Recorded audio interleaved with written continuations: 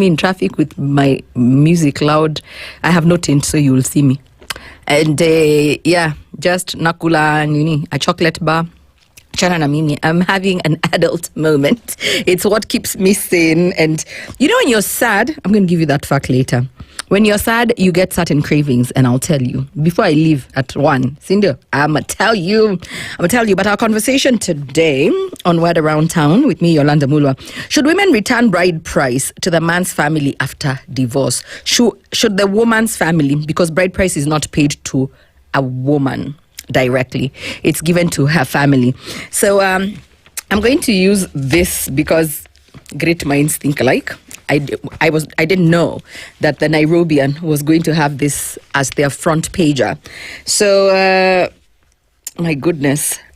When love, cows, and laws collide, Ogola and Sebi, I hope that's how you say her name, dowry drama. So throughout page 22 and 23, that's the discussion here.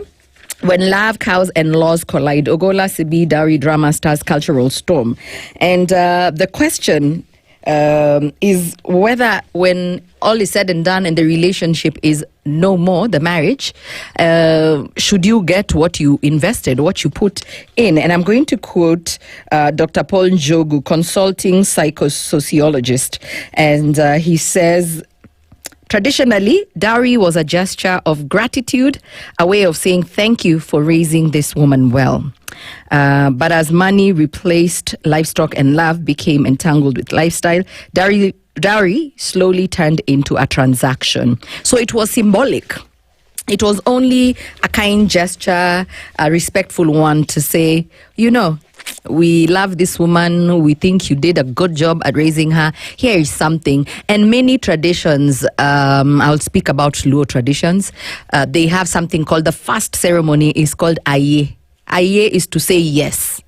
Yes is the mother. The first ceremony is in honor of the mother's, the bride's mother, because she's the one who's losing a daughter, a helper in her homestead. So they would come and shower her with gifts and music and just make sure that it's not so terrible. It's a bittersweet occasion, and that's what the gesture was meant to evoke. That bittersweet moment. That, can you imagine? We're coming to take this girl who would go and fetch water for you and firewood. I'm speaking from a traditional setting, and this is the person who you send. Oh, come here, Akinyi, go and bring for me this.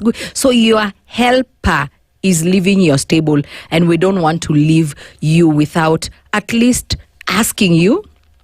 Please say yes. So if you think about it, it's the mother who would be asked for, her daughter's hand in marriage. And I feel like it's such a beautiful ceremony because, mothers and daughters and their relationships. And the second ceremony would be the nyombo. Now the nyombo is when the men from either side, the groom side and the bride's side, would sit and talk about bride price. Like, what are your expectations when we visit your home? To just honor your daughter, honor your family, and make this a public conversation that we, XYZ family, have taken the daughter of this homestead, XYZ family, and now she is ours. And it was a mighty celebration, a nyombo. And different traditions, different communities have different cultures. I think the Kikuyu community have about 3. There's one to know the home. There's different ones that all culminate to a traditional wedding ceremony. So they have different parts. And then there's the Kambas. We don't even play, by the way, with these men. We have the man's family come and cook.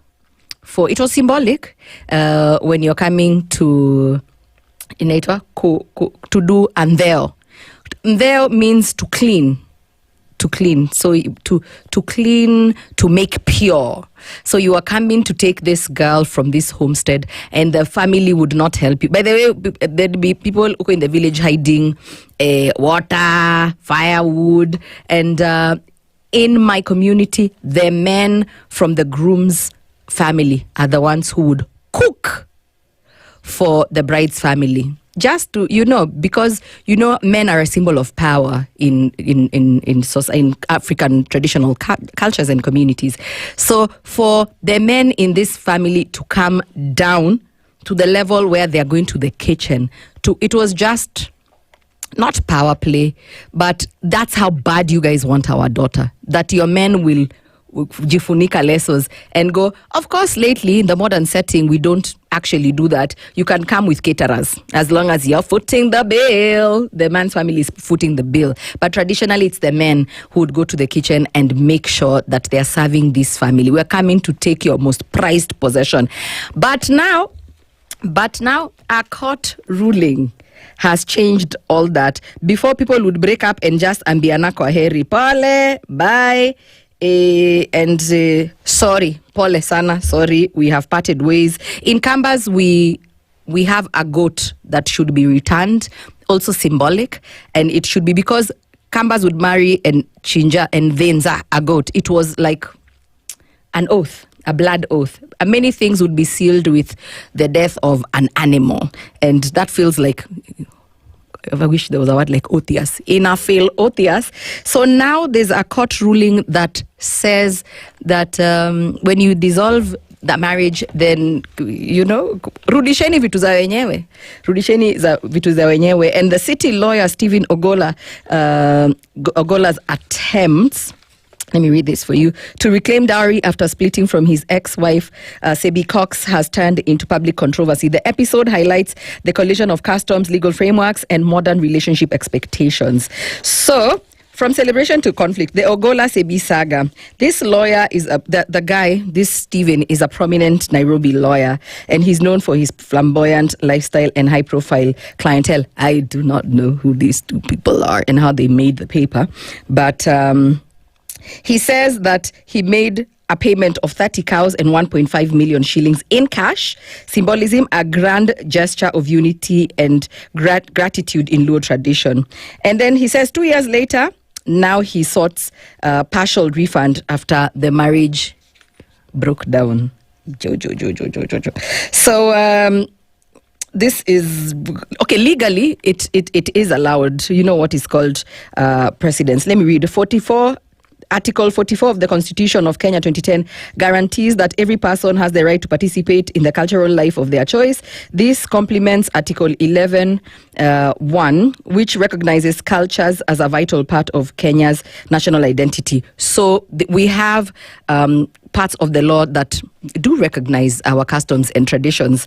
And the law is very clear also that, in fact, let me read for you. In Esinoni versus Esinoni, for instance, the court ordered a refund after a brief childless marriage, a decision that sparked wide debate on whether cultural customs should extend into legal rulings. So there have been court rulings that mtu arudishwe pesa zake. But what do you think about it? I don't even want anybody to mince my words, and I mean this from the bottom of my heart. Goods once sold. Have you ever read the receipt when you buy like something from the supermarket? Once you give it, the intention was at that time you're an adult. Before you do something, you must think that you must know that it's a gamble. It might not work. If you go to the casino with 100,000 shillings because you're trying to double it to pay for your mother's hospital bill and because she has cancer, if you lose, you lose. You're not going there to sympathize. Oh, wasn't my intention. I wasn't intending to lose. This money means a lot to me. No. A show of faith. You gave this dowry with a clean heart. And to me, it is a gift. It's so disgusting to want a gift back after you guys fall, after you guys' relationship, falls apart. So, am I for it? Hell no. Nobody. In fact, I don't know which judges these are who are agreeing to this nonsense. No woman's family should be allowed